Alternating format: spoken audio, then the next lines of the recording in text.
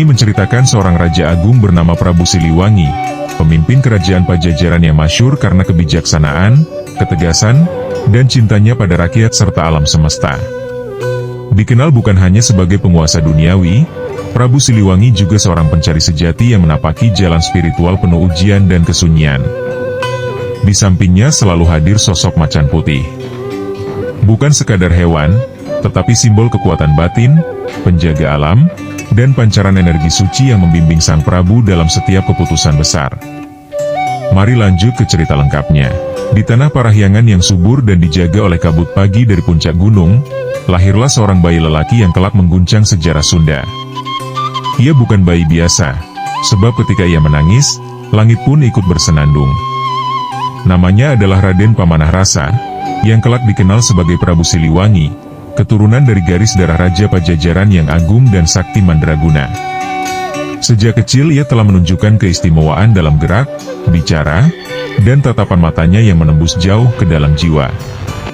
Ia diasuh oleh para resi, disekolahkan pada alam dan ruh-ruh leluhur. Masyarakat percaya bahwa ia adalah titisan Sang Hyang Wisesa, utusan kekuatan alam untuk menjaga tatanan bumi Pasundan. Ayahandanya, Prabu Dewa Niskala, memerintah kerajaan Galuh dengan keadilan. Tapi masa depan kerajaan tampak goyah karena intrik bangsawan dan ancaman dari luar wilayah.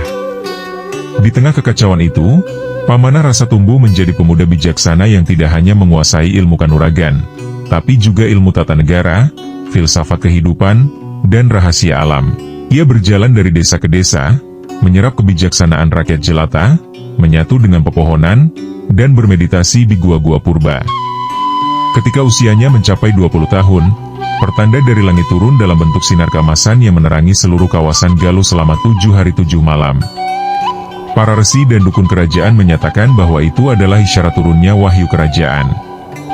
Wahyu itu tak lain adalah hak untuk memimpin, hak untuk mengayomi, dan hak untuk menyatu dengan semesta. Namun, wahyu itu hanya dapat dimiliki oleh seseorang yang tidak hanya sakti, tapi juga tulus, bijak, dan memahami makna pengorbanan. Maka Raden Pamanah Rasa dipanggil untuk menjalani ujian besar, menyatukan kembali Pajajaran dan Galuh yang telah lama terpecah. Ujian itu bukan hanya politik atau peperangan, melainkan perjalanan spiritual menembus batas dunia nyata dan alam gaib. Ia harus menghadap para leluhur dalam mimpi-mimpi panjang, berguru pada para harimau penjaga hutan keramat, dan menaklukkan hawa nafsu diri. Dalam perjalanan itu, ia bertemu dengan makhluk-makhluk penjaga tanah Sunda, burung elang yang berbicara, ular naga di sungai keramat, dan perempuan tua misterius yang ternyata adalah penjaga waktu. Masing-masing memberikan pelajaran tentang kepemimpinan, keadilan, dan harga diri. Suatu malam ketika bulan purnama menyinari puncak Gunung Padang, Raden Pamanah Rasa bertapa tanpa bicara selama 33 hari. Ia tidak makan, tidak tidur, hanya berdiam di bawah air terjun sambil merenungi hakikat kehidupan. Pada malam terakhir, seekor macan putih datang dari balik kabut. Ia menatap pemuda itu dalam-dalam, seolah melihat isi hatinya. Tanpa sepatah kata pun, sang macan berlutut di hadapan lalu mengelilingi tubuhnya 3 kali sebelum menghilang ke dalam cahaya. Peristiwa itu menandai awal dari babak baru. Para resi menyatakan bahwa Raden Pamanah Rasa telah menerima restu dari dunia gaib. Sang macan putih bukan sembarang binatang. Ia adalah perwujudan roh penjaga tanah Sunda, simbol dari kekuatan, keteguhan, dan kesucian niat. Sejak hari itu, sang pemuda tidak lagi hanya dipanggil dengan nama kecilnya.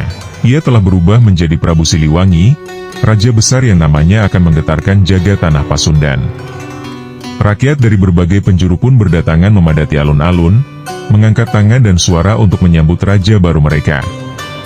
Di bawah panji hitam berhiaskan harimau putih, ia diangkat menjadi Raja Pajajaran. Namun tahta itu bukan tujuan, melainkan awal dari perjuangan yang panjang.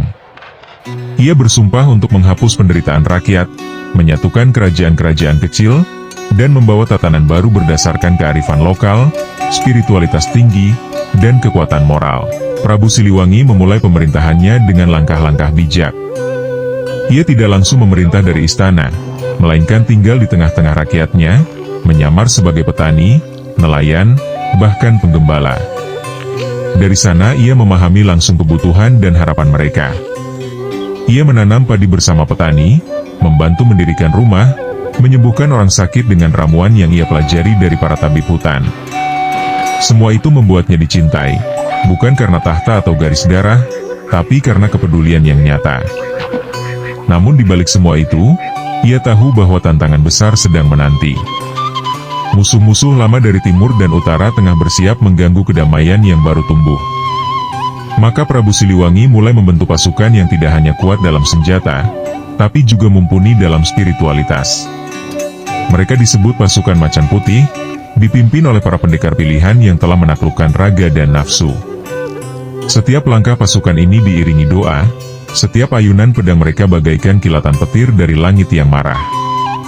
Kepercayaan rakyat terhadap Prabu Siliwangi bukan tanpa alasan. Ia bukan hanya pemimpin, tapi juga guru. Ia mengajarkan makna kasih, keikhlasan, dan kekuatan batin.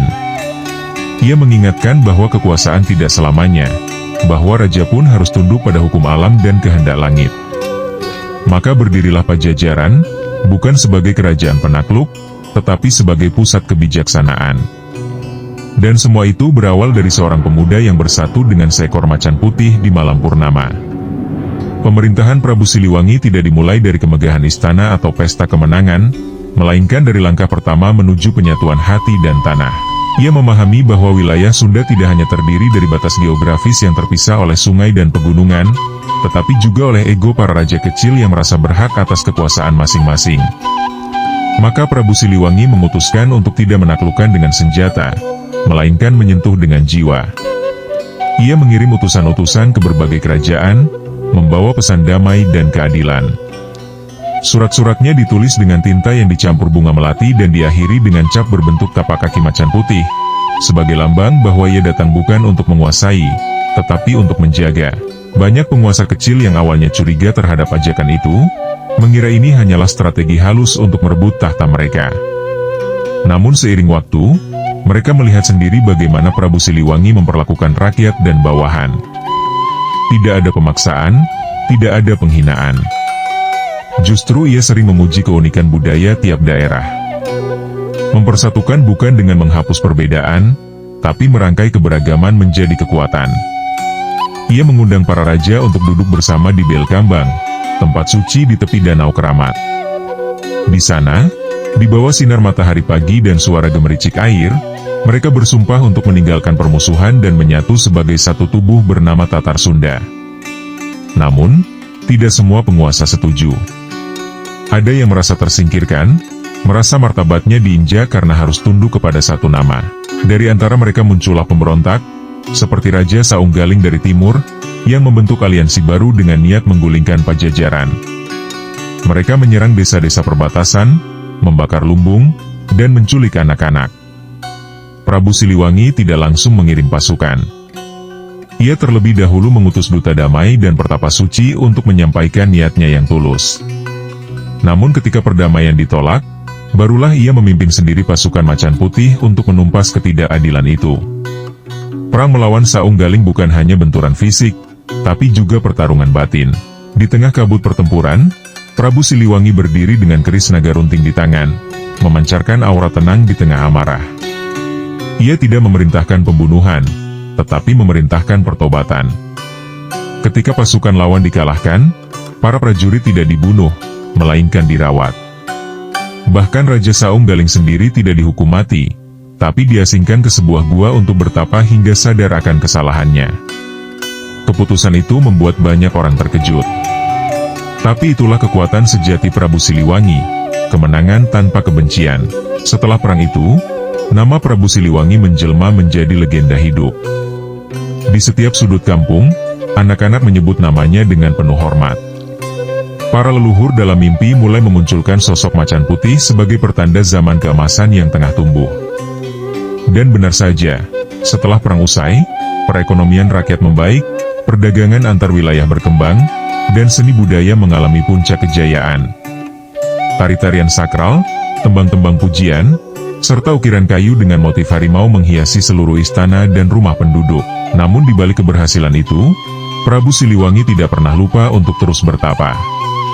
Ia tahu bahwa kekuasaan hanya sementara, Dan kebesaran sejati bukan pada banyaknya tanah yang dikuasai, tetapi pada berapa banyak hati yang disentuh.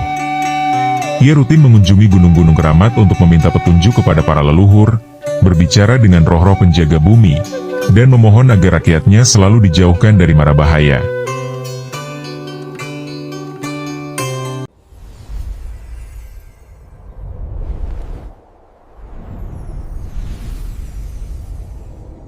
Dalam satu petapaannya di Gunung Tangkuban Parahu, seekor burung gagak berwarna emas datang dan menyampaikan pesan akan datangnya ancaman besar dari luar Sunda. Pesan itu menjadi bayang-bayang dalam benaknya. Maka Prabu Siliwangi mulai memperkuat pertahanan, bukan hanya dari segi militer tapi juga spiritual. Ia memerintahkan pembangunan padepokan-padepokan untuk para resi, guru-guru spiritual, dan pelindung gaib. Di tempat-tempat itulah doa-doa dipanjatkan, kekuatan batin disalurkan, dan ilmu-ilmu tinggi diwariskan. Bahkan pasukan Macan Putih pun harus menjalani pelatihan rohani sebelum diizinkan mengangkat senjata. Mereka tidak hanya diajarkan berperang, tapi juga diajarkan untuk memahami makna hidup dan kematian. Sebagai raja, Prabu Siliwangi tidak membangun istana dari emas atau berlian. Ia memilih istana dari kayu jati pilihan, dihiasi lukisan alam dan pahatan leluhur. Ia ingin agar setiap sudut kerajaannya menjadi tempat untuk belajar, bukan sekadar pameran kekuasaan. Maka rakyat pun mencintainya bukan karena ketakutan, melainkan karena kepercayaan. Mereka percaya bahwa di tangan Prabu Siliwangi, tanah Sunda bukan hanya akan bertahan, tapi akan bersinar hingga ke pelosok langit. Kisah penyatuan tanah Sunda pun dicatat dalam naskah-naskah kuno yang disimpan di dalam peti bertuliskan aksara Sunda kuno. Naskah itu hanya boleh dibaca oleh mereka yang hatinya bersih dan niatnya lurus. Di dalamnya tertulis bahwa hanya dengan cinta, kesabaran, dan keberanian, sebuah kerajaan dapat hidup lebih lama dari usia rajanya sendiri. Prabu Siliwangi memahami bahwa warisan terbesar bukanlah tahta, melainkan keteladanan yang akan terus mengalir seperti sungai ke dalam jiwa generasi berikutnya. Di akhir masa penyatuan itu, seekor macan putih kembali muncul. Kali ini di pelataran istana, ketika bulan sedang purnama merah. Ia hanya berdiri memandangi sang raja, lalu mengaum pelan seolah mengucapkan selamat. Prabu Siliwangi pun tersenyum, berjalan mendekati hewan suci itu. Mereka saling menatap sejenak, sebelum macan putih itu berbalik dan menghilang di balik rimbunnya hutan. Bagi rakyat, itu adalah pertanda bahwa kerja sang raja telah diridai oleh semesta. Setelah berhasil menyatukan tanah Sunda dan menenangkan gejolak dari para penguasa kecil, Prabu Siliwangi menyadari bahwa menjaga kejayaan bukan semata-mata dengan pasukan atau kekuasaan, melainkan dengan kebijaksanaan yang bersumber dari alam dan warisan leluhur. Maka ia memulai perjalanan panjang yang tidak lagi berfokus pada pemerintahan, melainkan pada pencarian jati diri yang lebih dalam. Ia tinggalkan sejenak istananya, menyamar sebagai rakyat biasa, dan menjelajahi rimba, gunung, lembah, dan pesisir, mencari makna di balik kekuasaan yang telah diamanahkan kepadanya oleh semesta. Di tiap langkahnya, ia percaya bahwa alam bukan hanya tempat untuk hidup, tetapi guru abadi yang selalu menanti untuk didengarkan. Di sebuah hutan tua yang dipercaya sebagai tempat persemayaman para roh penjaga bumi, Prabu Siliwangi bertapa dan berbicara dalam sunyi selama 40 malam. Ia tidak membawa senjata, hanya membawa doa yang tertanam di dada. Pada malam ke-14, muncul seekor ular raksasa bermata zamrud yang mengitari tubuhnya sambil mendesis. Namun sang Prabu tidak gentar. Ia tahu bahwa itu adalah ujian ketenangan, bahwa ketakutan hanyalah kabut yang akan hilang bila diterobos dengan cahaya keyakinan. Dan benar, setelah malam ke-40, tubuh ular itu meleleh menjadi kabut putih yang naik ke langit, meninggalkan sebutir batu hitam yang kelak menjadi jimat pelindung bagi keturunannya. Dari sana ia menuju ke kaki Gunung Salak, tempat para resi tua meninggalkan jejak langkah mereka dalam bentuk gua-gua suci dan mata air jernih. Di salah satu gua terdalam, Prabu Siliwangi berjumpa dengan bayangan dirinya sendiri. Bukan sebagai raja, melainkan sebagai manusia yang membawa beban harapan dan kesalahan. Ia berdialog dengan dirinya dalam keheningan yang panjang, memahami bahwa dalam setiap keputusan besar selalu ada bagian dari hati yang harus dikorbankan. Ia sadar bahwa menjadi raja sejati berarti siap menanggung luka rakyat sebagai lukanya sendiri, dan kebahagiaan mereka sebagai cahaya hidupnya. Salah satu pertemuan paling spiritual terjadi ketika ia bersemedi di bawah pohon taraje sebatang kara. Di sana, roh para leluhur datang menghampirinya dalam wujud angin lembut yang membawa bisikan, "Jangan kau anggap dirimu besar hanya karena rakyatmu tunduk. Ukurlah kebesaranmu dari berapa banyak orang yang mampu kau angkat derajatnya."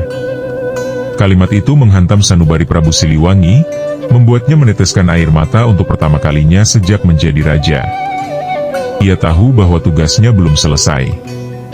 Ia harus menjadi penjaga takdir, bukan penguasa tahta.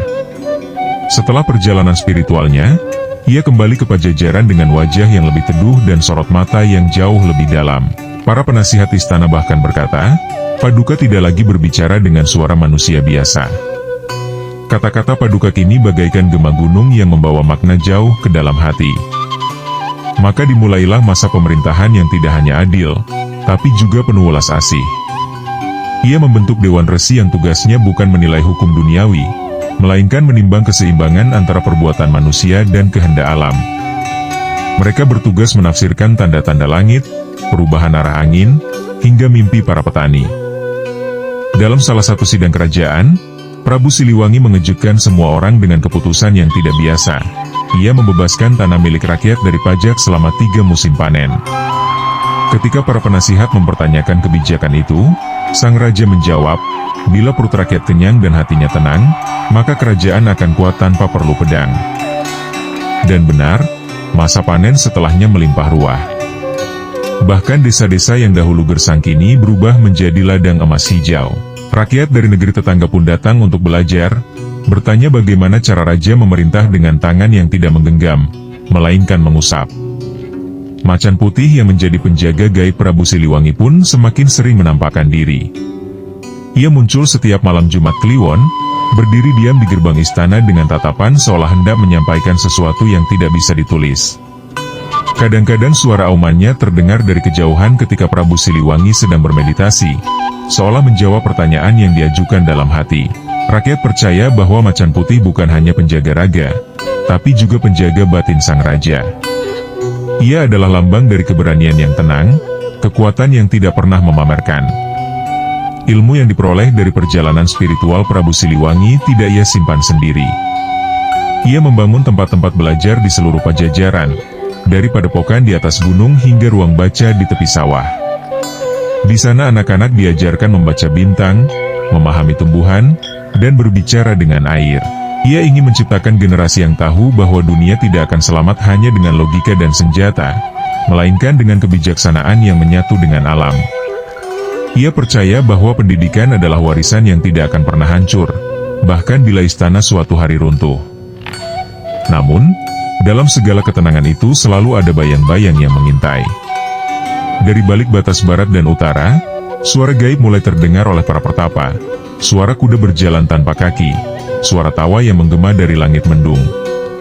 Mereka percaya bahwa sebuah kekuatan dari luar tanah Sunda sedang mengincar kerajaan yang damai ini. Prabu Siliwangi tidak gentar, tetapi ia juga tidak lalai. Ia memerintahkan agar seluruh tempat suci dibersihkan, semua pohon keramat dipagari doa, dan seluruh rakyat diajarkan doa pelindung. Ia tahu bahwa bila badai datang, bukan istana yang harus kuat, melainkan hati setiap insan. Pada suatu malam, Prabu Siliwangi memimpikan sebuah peristiwa aneh. Dalam mimpinya, ia berjalan di sebuah hutan yang semuanya berwarna putih. Tanah putih, langit putih, pepohonan putih. Di tengah hutan itu, seekor macan putih menatapnya sambil berkata, "Saat putihmu dicoreng, barulah engkau tahu arti kesucian." Ia terbangun dengan peluh dingin. Sejak itu, ia semakin tekun dalam pertapaan dan pembelajaran, karena ia tahu ujian besar akan datang, bukan untuk tubuhnya, melainkan untuk kemurnian jiwanya. Di tengah masa keemasan yang diselimuti ketenangan, langit mulai menunjukkan tanda-tanda ganjil. Awan gelap sering muncul tanpa sebab, kadang di siang hari yang seharusnya cerah, kadang di malam hari tanpa bulan. Petir memancar dari langit padahal hujan tak turun. Burung-burung yang biasanya berkicau di pagi hari mulai diam membisu. Prabu Siliwangi, dengan kepekaannya terhadap bahasa alam, segera menyadari bahwa ini bukan sekadar fenomena cuaca. Ini adalah tanda bahwa keseimbangan dunia mulai miring, bahwa ujian besar sedang mengintai dari luar jangkauan mata manusia biasa. Para pertapa tua dari berbagai penjuru tanah Sunda pun mulai berdatangan ke istana, membawa kabar dan firasat yang saling melengkapi. Ada yang bermimpi melihat sungai mengalir berbalik arah, ada pula yang menyaksikan cahaya hitam jatuh dari bintang. Semua tanda-tanda itu mengarah pada satu hal, akan datang kekuatan besar dari luar negeri yang tidak hanya membawa senjata, tapi juga membawa keyakinan yang berbeda, cara hidup yang asing, dan tekad untuk menguasai. Mereka tidak datang untuk berdagang atau berbaur, tetapi untuk menancapkan jejak kekuasaan baru. Prabu Siliwangi mendengarkan semua kabar itu dengan hati-hati, bukan dengan rasa takut, tapi dengan kesiapan penuh untuk menjaga apa yang telah diwariskan leluhur. Dalam kesendiriannya, Prabu Siliwangi kembali bertapa di Bukit Manikmaya, tempat langit dan bumi seolah saling menyentuh. Di sana ia memohon kepada Yang Maha Agung agar diberikan petunjuk, bukan untuk menyelamatkan dirinya, tetapi untuk menemukan jalan bagi rakyat dan negeri agar tidak hancur.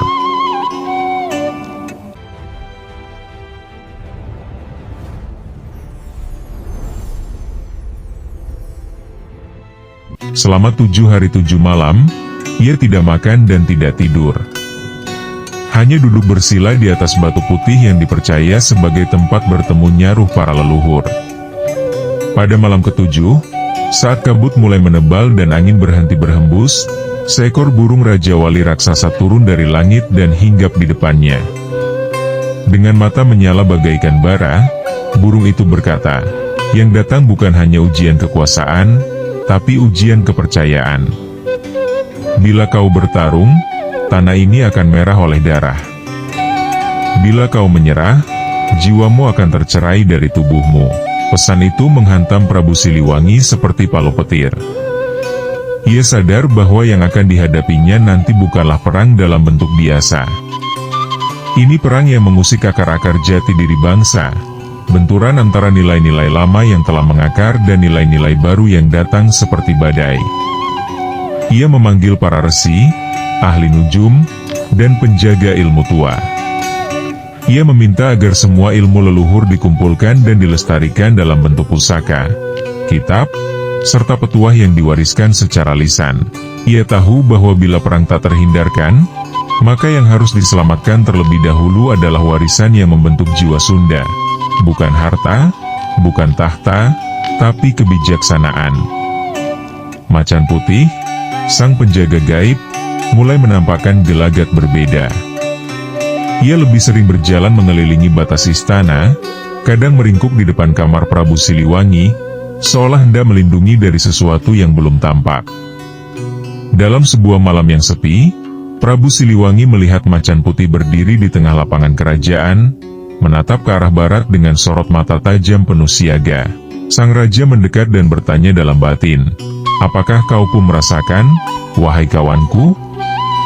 Macan itu tidak menjawab dengan kata-kata, tetapi menundukkan kepala sebagai tanda bahwa ia juga bersiap, bahwa waktunya semakin dekat. Rakyat mulai merasakan keganjilan. Binatang peliharaan menjadi gelisah. Air sumur tiba-tiba menjadi keruh, dan suara aneh terdengar dari balik hutan. Di pasar-pasar, orang mulai membicarakan mimpi-mimpi buruk yang sama. Mimpi tentang api yang turun dari langit dan menggulung desa-desa. Prabu Siliwangi segera mengambil tindakan.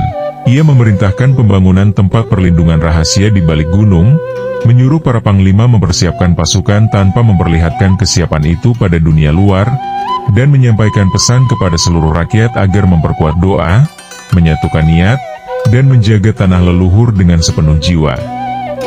Namun di balik semua persiapan lahir, Prabu Siliwangi tidak lupa mempersiapkan batin. Ia mengutus 2 orang resi pilihan untuk menelusuri garis waktu lewat ilmu waktu balik, sebuah ilmu langka yang hanya dapat dilakukan sekali dalam seumur hidup oleh seorang pertapa. Ilmu itu memungkinkan seseorang melihat pecahan-pecahan masa depan lewat simbol dan bayangan, bukan dalam bentuk jelas, melainkan seperti teka-teki yang harus dipecahkan dengan kebijaksanaan. Ketika resi-resi itu kembali, mereka berkata dengan wajah pucat, "Akan datang yang berkuda tapi tidak membawa tali, berbaju besi tapi tidak membawa hati. Tanah akan diguncang, dan hanya yang mencintai akar tanahnya yang akan tetap berdiri. Prabu Siliwangi kemudian mengumpulkan semua rakyat Pajajaran di alun-alun istana. Ia berdiri di atas batu besar, mengenakan jubah putih dan ikat kepala berwarna langit senja. Ia tidak berpidato panjang, hanya berkata, "Tanah ini bukan milikku, bukan milik para raja. Tanah ini milik jiwa kita semua.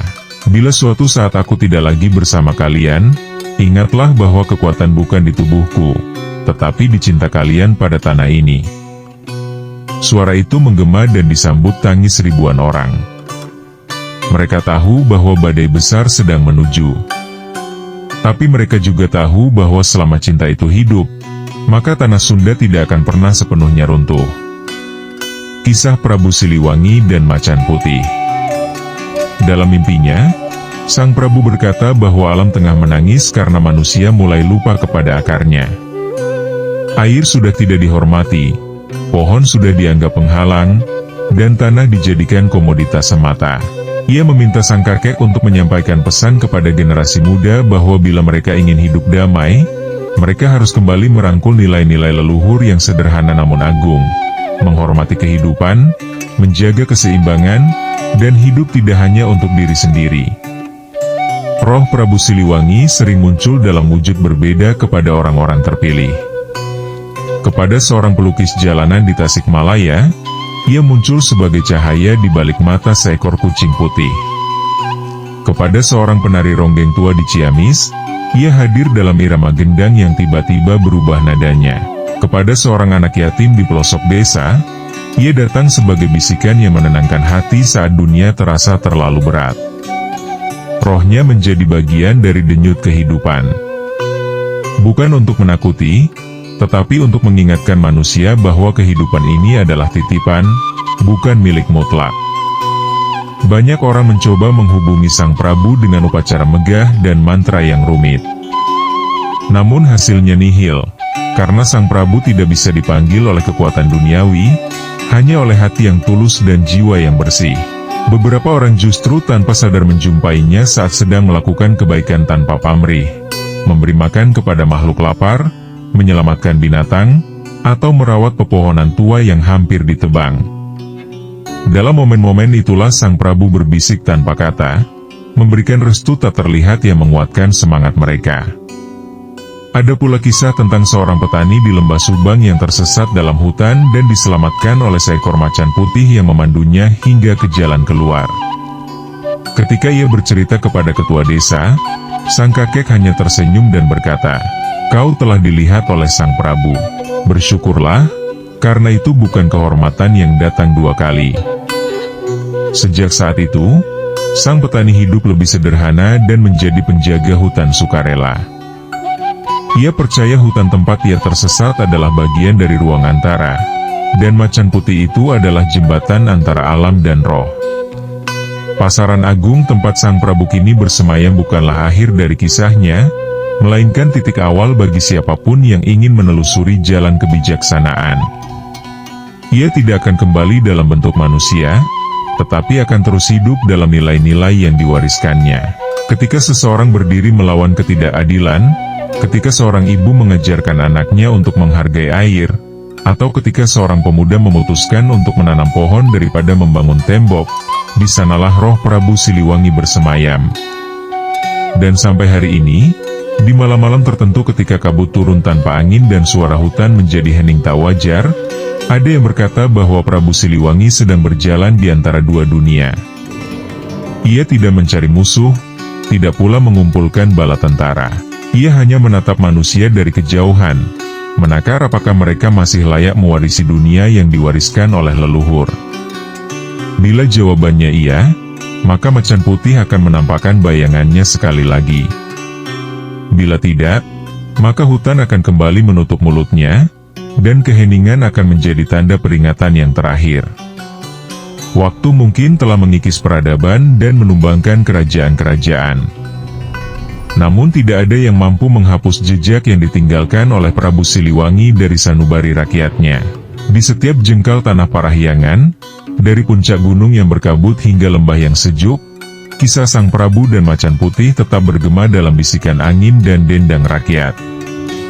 Ia bukan hanya raja dalam catatan sejarah, tetapi juga roh penjaga kearifan lokal, teladan dari penguasa yang memadukan kebijaksanaan, keberanian, dan cinta mendalam pada bumi serta seluruh penghuninya. Warisan yang ditinggalkan oleh Sang Prabu tidak berupa mahkota berkilau atau istana menjulang, melainkan nilai-nilai luhur yang tertanam dalam hati masyarakat Sunda. Ajen diri, silih asih, silih asuh, dan silih asah. Nilai-nilai itu terus hidup dalam petua orang tua kepada anak cucunya, dalam ritual adat, dan dalam kesenian yang berkembang lintas generasi. Bahkan di era modern yang dipenuhi teknologi, semangat Prabu Siliwangi tetap menjadi pedoman diam-diam bagi mereka yang sadar bahwa kemajuan sejati tidak dapat dipisahkan dari akar budaya. Di Tatar Sunda, Prabu Siliwangi dikenang sebagai simbol keselarasan antara manusia dan alam. Banyak warga percaya bahwa hutan dan gunung adalah perwujudan energi Sang Prabu sehingga mereka tidak berani sembarangan menebang pohon tua atau merusak mata air. Dalam masyarakat pedesaan, anak-anak didongengi tentang Sang Prabu dan Macan Putih bukan sekadar sebagai cerita tidur, melainkan sebagai alat pembentukan karakter untuk mengajarkan makna tanggung jawab, kejujuran, dan kesetiaan kepada sesama serta alam sekitar. Di dunia spiritual, Prabu Siliwangi dianggap sebagai guru agung. Banyak pendekar dan pelaku-laku batin mencari pencerahan melalui jalan yang diyakini pernah ditempuh Sang Prabu: Tapabrata, Semedi, dan Tirakat.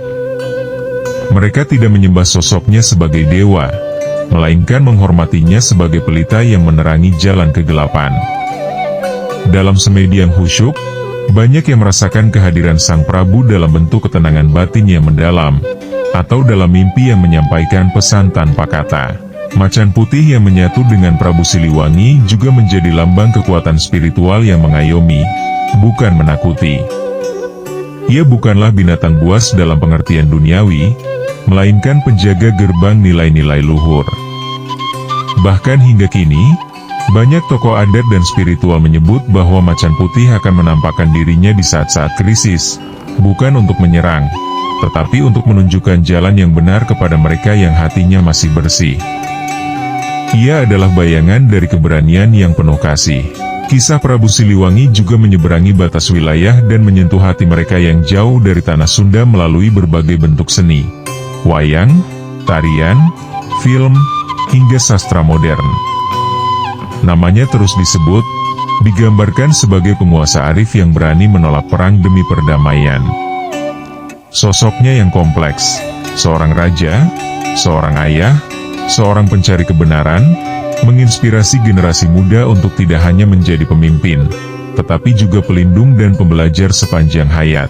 Di setiap peringatan Hari Besar Budaya, Prabu Siliwangi seolah hadir dalam tarian jaipongan, dalam petikan kecapi suling, dan dalam doa yang dilantunkan para sesepuh. Tak jarang anak-anak sekolah mengenakan atribut Macan Putih dalam pagelaran budaya sebagai lambang keberanian yang bersih. Dalam banyak kasus, mereka bahkan tidak sepenuhnya memahami sejarahnya, tetapi tetap merasakan kekuatan dan wibawa yang mengalir dari cerita itu. Karena legenda sejati hidup bukan hanya dalam pikiran, tetapi dalam getaran batin kolektif suatu bangsa.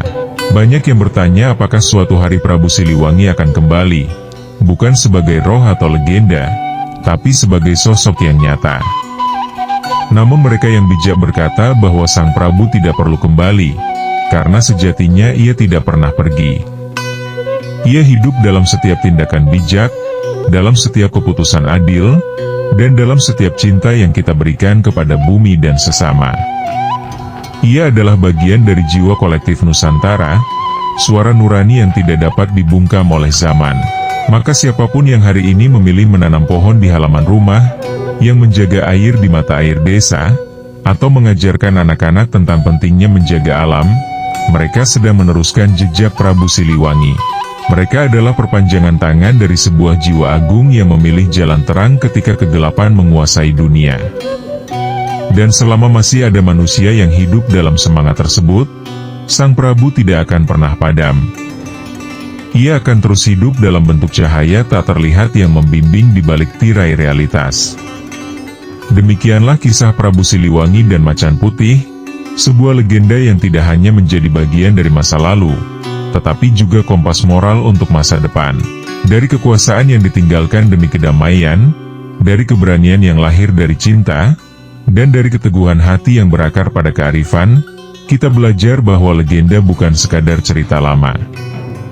Ia adalah cermin yang memperlihatkan kepada kita siapa yang kita bisa menjadi. Dan selama kita masih mengenang, menghormati, dan mewariskan nilai-nilai itu, maka Sang Prabu akan selalu berjalan di antara kita, dalam diam, dalam cahaya, dan dalam kebenaran yang abadi.